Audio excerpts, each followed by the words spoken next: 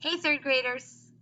I hope you enjoyed your Monday, Columbus Day, and celebrated doing something fun, whether you like going fishing outside, or you like spending your time off watching movies, or playing out in the woods. Whatever it was you did, I hope you enjoyed yourself.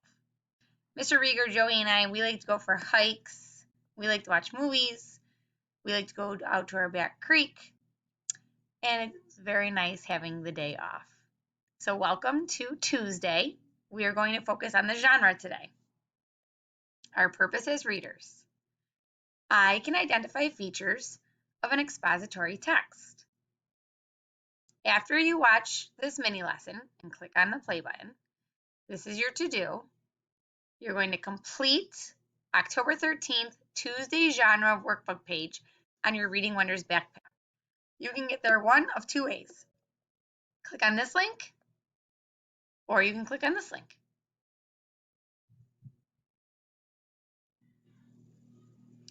Our purpose as readers. I can identify features of an expository text. Well, let's look and see what an expository text is. An expository text informs the reader and may be divided into different topics. Each topic can be separated into different sections. And in an expository text, you might see headings. For example, here's our title, A Natural Beauty. Well, here's a heading, Exploring the Canyon. And as we're reading that text today, we will notice more headings to show us the separation between each section. Here's some more notes or features of an expository text. Gives facts and information about a social studies topic. So today our text is going to be about the Grand Canyon. That's a social studies topic. Your guided reading text this week will be about the National Mall, which is an area in Washington, D.C., where the president lives. It's not like a mall where you would go shopping. It's a mall of monuments and the Capitol building and the White House. Include text features such as photographs, captions, sidebars, and maps. So as you can see, here's a real photograph of the Grand Canyon.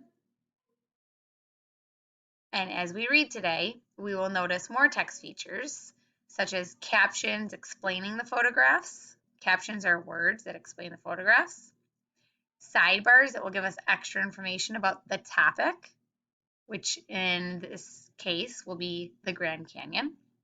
And maps, maybe where the Grand Canyon is located. You will have a workbook page that will help you to identify the genre, and you will have questions to answer. Let's look at what some of those questions will be. You will have 4 questions. Here together today, we're going to model 3 questions. The first question, informational text tells about a topic. The topic is what the text is mostly about. It's usually 1 to 2 words. What is the topic of this text? You might already be able to tell what the topic of this text is. We'll come back to this question. Here's another question that we will be looking for as we're reading. What text feature is included? And another question we'll be looking for is what is the topic of the sidebar? Again, readers, our purpose is to identify features of an expository text. So one of those features is to determine the overall topic, what every section is about. So I like to look at the title and the headings in a text before I start reading. It gives me a clue about the topic or what the story is going to be about. So here's our essential question. How do landmarks help us understand our country's story? So this text must be about a landmark. Let's see what landmark it's about. A natural beauty. That tells me that we're going to read about a landmark that was made naturally. Here's our first heading, Exploring the Canyon. This must be about real information about people looking throughout or adventuring in the canyon, maybe the Grand Canyon. That would be a landmark. Here's another text feature, a heading, History of the Canyon. Well, that connects right to our essential question, how do landmarks help us understand our country's story? Well, here's the history of the Grand Canyon. That will help us understand our past. And here's another heading, it's a landmark. So it looks to me that every section, and here I see this word Grand Canyon, every section is about the Grand Canyon. Let's look at this text feature, this sidebar, a great big park. This map shows where the Grand Canyon is located. Again, there's that topic repeating again and again throughout the text. And look at this photograph with this caption, Protect the Canyon. It is important for people to take care of national landmarks. We can do our part by following the rules when we visit. Animals and wildlife are safe there and should not be touched. Rivers must be kept clean. There is still a lot to learn about this beautiful landmark. It is important that we protect it. Bighorn sheep live in the Grand Canyon. So there's our topic again, Grand Canyon. Look at this photograph. Grain was stored in buildings like these. These buildings must be in the Grand Canyon. So again, as a reader, we're identifying features of an expository text, and we just noticed that this text has headings that give us clues to what each section will be about, and each section is going to be about the Grand Canyon. Let's now, since we're familiar with the text, go on and read this expository text. A natural beauty. It is a famous landmark in the United States, and it's huge. It is 1 mile deep and 10 miles wide. It was carved out of rock by the Colorado River. It stretches across parts of 4 states. What is it? Well, when we were looking at the headings, we determined Grand Canyon was our topic. It's the Grand Canyon! Exploring the canyon. Many tourists visit the Grand Canyon. In fact, almost 5 million people take a trip to this national treasure each year. People come from around the world to hike the dusty trails. They take boat rides down the Colorado River. They gaze across miles of massive red and brown cliffs. Nature lovers visit the Grand Canyon too. They come to look for animals. They peek at the hundreds of different kinds of plants. They may spot eagles and see mountain lions. They may spy snakes and spiders. And some may even see bats. Some visitors also come to learn about the canyon's history. So this section right here connects to this heading, Exploring the Canyon. It tells me all about the tourists that come to visit the Grand Canyon and what they learn and see while they're at the Grand Canyon.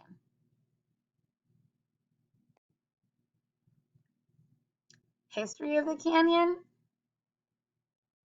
Well, we're probably going to learn about people who maybe have explored the Grand Canyon before us, or maybe lived in the Grand Canyon before us, or maybe we'll learn more about how grain was stored in buildings like these. So again, here's a feature of an expository text, this heading, giving us a clue to what the section is going to be about. And here is a photograph giving us a clue to the history of the Grand Canyon. Looks like there were storage buildings. Explorers from Europe first saw the Grand Canyon in 1540, but Native Americans were the first people to explore the Grand Canyon. Groups of Native Americans settled there long before 1540. There's an answer to my question. I said, maybe we're going to learn about people that explored the Grand Canyon before us. Native Americans explored the Grand Canyon, and they settled there long before 1540. We're in the year 2020. That's about 500 years ago. One group was the ancestral Pueblones. They lived in the canyon for more than 1,000 years. They were farmers and hunters. Scientists have found traces or parts of their old homes still standing. Scientists have also found ancient rocks in the Grand Canyon. These rocks are some of the oldest in the world. They are clues to how the canyon was formed. Some scientists look for clues about the people who lived there. They have found tools and pieces of pottery. Wow, so not only did the Native Americans settle in the Grand Canyon, but the ancestral Puebloans, they lived in the Grand Canyon. And then we even have explorers from Europe who found the Grand Canyon. Lots of people have seen or explored this Grand Canyon before we have. A great big park. This map shows where the Grand Canyon is located. I remember in the text, it said that the Grand Canyon covers 4 different states. 4 states. Let's use this map. I see Nevada. I see Utah. I see Arizona. And I know that it covers Colorado because the Colorado River runs into the Grand Canyon National Park. Look at how vast or large this Grand Canyon is. In green in this key, Grand Canyon National Park. Goes all the way up. Here's a compass, north, south, east, west. It goes all the way from the northeast, travels south, and then travels west, southwest, west. Wow, that's large. Here's our next heading. It's a landmark. This must tell us that the Grand Canyon has been around for years and people use it as a landmark. That means that it's very important and can help us pinpoint certain areas on a map. President Theodore Roosevelt visited the Grand Canyon in 1903. He saw how beautiful it was. He said it was a special place. As a result, he made it a national monument. Then in 1919, the Grand Canyon was declared a national park. That means the land is protected. No one can build homes on it. The Grand Canyon is a place all Americans can enjoy. Canyon. We read this before we started reading, but now that we have more information about our topic, the Grand Canyon, and how people like to explore the Grand Canyon, and in the history of the Grand Canyon, there were early European explorers, there were Native Americans, and there were the ancestral Pueblones who explored the Grand Canyon, and now we know that it's been declared a national park. This might help us to better understand why we need to protect the canyon. It is important for people to take care of national landmarks. We can do our part by following the rules when we visit. Animals and wildlife are safe there and should not be touched. Rivers must be kept clean. There is still a lot to learn about this beautiful landmark. It is important that we protect it. Bighorn sheep live in the Grand Canyon. So if we protect the Grand Canyon, we'll protect these beautiful species, the bighorn sheep. Let's go back to our essential question. How do landmarks help us understand our country's story? Well, learning more about this beautiful landmark, we learn about people and how Native Americans have explored the Grand Canyon and how President Theodore Roosevelt declared it a national monument to protect and reserve all of the species that live there in the water and the rocks. So we just learned a lot just by using our features of genre. We used the headings, we used the photographs and captions, we used the sidebars. Let's go back to our questions. Now, third graders, remember, these questions are similar to the questions that you will answer on your workbook page. And remember, as third graders, we always restate our question. Our restatement will be in blue. And our purpose today was to identify features of the genre expository text. Informational texts tell about a topic. What is the topic of this text? We're going to restate and answer, writing a complete sentence. The topic of this text is about the Grand Canyon. Every section in this text discussed the Grand Canyon. What text feature is included? Well, I see a photograph here with a caption explaining the photograph of how people used to store grain in those buildings. I see a map or a diagram, and I see a heading. Now remember, third graders restate the question. What text features included? The text features in this text are the headings, captions, and map. What is the topic of the sidebar? Here's the sidebar. We have this map, and here's extra information. This map shows where the Grand Canyon is located. The heading of this map is a great big park. So again, as third graders, we're going to restate this question.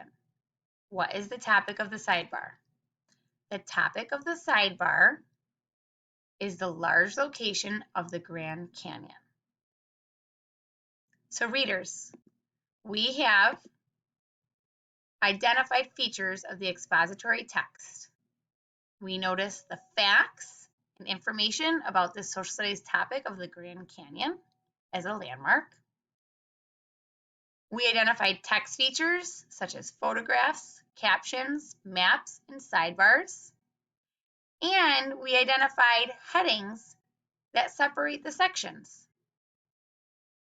Now you are going to work on your workbook page, reading your text and answering these questions in order to identify features of an expository text. Good luck. You will do great.